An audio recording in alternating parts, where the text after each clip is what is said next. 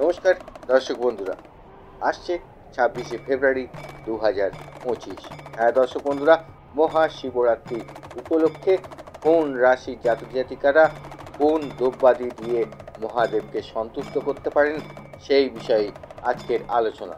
12টি রাশির জাতক জাতিকারা কোন জিনিস দিয়ে মহাদেবকে করতে পারেন সন্তুষ্ট এবং আপনাদের জীবনে চলা কঠিন থেকে কঠিন সমস্যা নিবারণ। হ্যাঁ দর্শক বন্ধুরা, তার আগে পুরো ভিডিওটা সম্পূর্ণরূপে দেখবেন এবং চ্যানেলটিকে সাবস্ক্রাইব করতে ভুলবেন না। মেষ রাশি। মেষ রাশির অধিপতি গ্রহ হল মঙ্গল।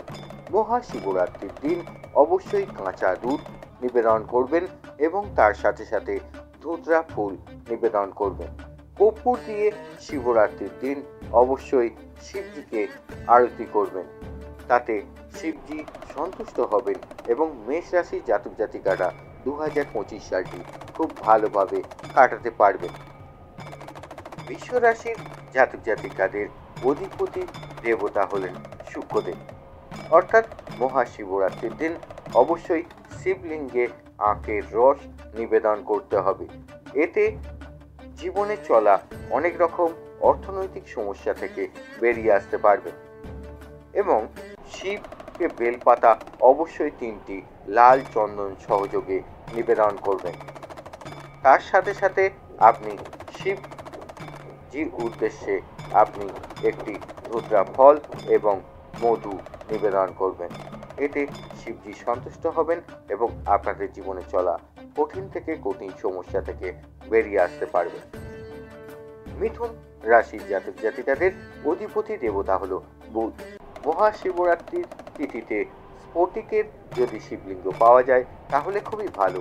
যদি সেটা না হয়ে থাকে তাহলে পার্শ্ববর্তী মন্দিরে যান, শিব মন্দিরে, এবং সেখানে আবির দেবেন, কুমকুম দেবেন এবং চন্দন মিশ্রিত বেলপাতা অর্পণ করবেন। তাতে আপনাদের মঙ্গল হবে এবং জীবনে চলা বহু সমস্যা থেকে বেরিয়ে আসতে পারবেন। বাড়িতে আসার পর অবশ্যই শিব স্তোত্র পাঠ করবেন, এতে আপনাদের জীবনে 2025টি খুব ভালো কাটবে। কর্কট রাশির অধিপতি দেবতা হলেন চন্দ্রদেব। এই রাশির জাতক জাতিকারা মহাশিবরাত্রির দিন শিবলিঙ্গের ওপর দুধ এবং গঙ্গা জল অর্পণ করুন এবং অষ্টগন্ধা যদি পাওয়া যায় তাহলে খুবই ভালো হয়। চন্দন মিশ্রিত করে অষ্টগন্ধা এবং চন্দন মিশ্রিত করে বেলপাতার মধ্যে দেওয়ার পর শিবজির উদ্দেশ্যে অর্পণ করুন। দেখবেন 2025টি আপনার জন্য অন্যান্য বছরের তুলনায় অনেক ভালো হতে। সিংহ রাশির জাতক জাতিকাদের অবশ্যই অধিপতি দেবতা হলেন সূর্যদেব। তাই এই মহাশিবরাত্রির দিন অবশ্যই কিছু ফল সংগ্রহ করুন এবং সেই ফলের রস তৈরি করুন। সেই রস অবশ্যই শিবলিঙ্গে অভিষেক করুন, দেখবেন খুব ভালো ফল পাবেন 2025 সালে। এবং সঙ্গে যদি পারেন আকন্দ ফুল দেবেন, বেলপাতা দেবেন এবং একটি রুদ্র ফুল দিতে অবশ্যই ভুলবেন না, কিন্তু দেখবেন 2025 সালটি আপনার ক্ষেত্রে ভালো হতে চলেছে। এবার বলি কন্যা রাশির জাতক জাতিকাদের অধিপতি দেবতা হলেন বুধ। এই মহাশিবরাত্রির দিন কন্যা রাশির জাতক জাতিকারা যেটা করবেন, শিবজির উদ্দেশ্যে অবশ্যই জল অর্পণ করবেন এবং জল অভিষেক করার পর বেলপাতা নিবেদন করবেন লাল চন্দন সহযোগে। তারপর ধুত্র ফুল দেবেন এবং বেলপাতা তো দিচ্ছেনই এবং আপনি আকন্দ ফুল দিতে ভুলবেন না। দেখবেন 2025টি আপনার জন্য সেরা বছর একটি হতে চলেছে। তুলা রাশির জাতক জাতিকাদের অধিপতি দেবতা হলেন শুক্রদেব। মহাশিবরাত্রির দিন অবশ্যই কালো তিল মিশ্রিত জল অর্পণ করুন শিবলিঙ্গের উপর।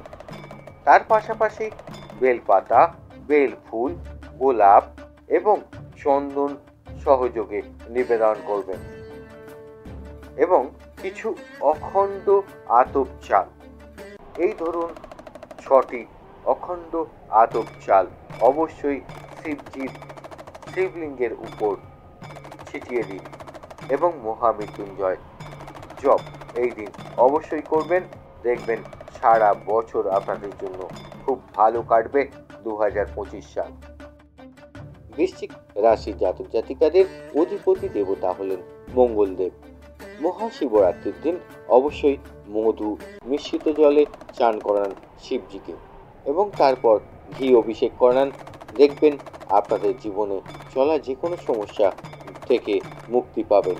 এবং এই দিন কি করবেন, অবশ্যই শিবজিকে বেলফুল এবং বেলপাতা লাল চন্দন সহযোগে নিবেদন করবেন এবং তার সাথে সাথে 108 বার ওম নমঃ শিবায় মন্ত্রটি জপ করতে ভুলবেন না। ধনু রাশির জাতক জাতিকাদের অধিপতি দেবতা হলেন বৃহস্পতি।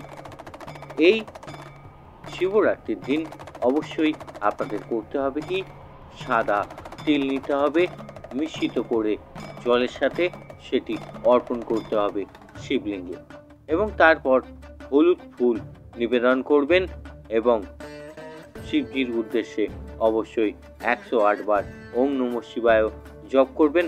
দেখবেন সারা বছর আপনাদের 2025 সালটি বেশ ভালো কাটবে।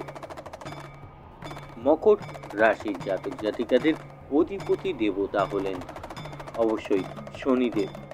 তাই মহাশিবরাত্রির দিন অবশ্যই গঙ্গা জল শিবলিঙ্গে অভিষেক করুন এবং তার পাশাপাশি দুধ দেবেন এবং শিবলিঙ্গের উদ্দেশ্যে অবশ্যই 3টি বেলপাতা অর্পণ করবেন এবং 108 বার অবশ্যই আপনি শিবের জপ ওম নমঃ শিবায় জপ করবেন।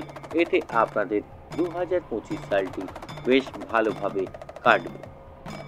কুম্ভ রাশির জাতক জাতিকা হলেন স্বয়ং শনিদেব। এই দিন অর্থাৎ মহাশিবরাত্রির দিন অবশ্যই আপনি কি করবেন, জল নেবেন, জলের মধ্যে দুধ মধু মিশ্রণ করবেন এবং সেই জলটিকে শিবলিঙ্গের ওপর অভিষেক করবেন।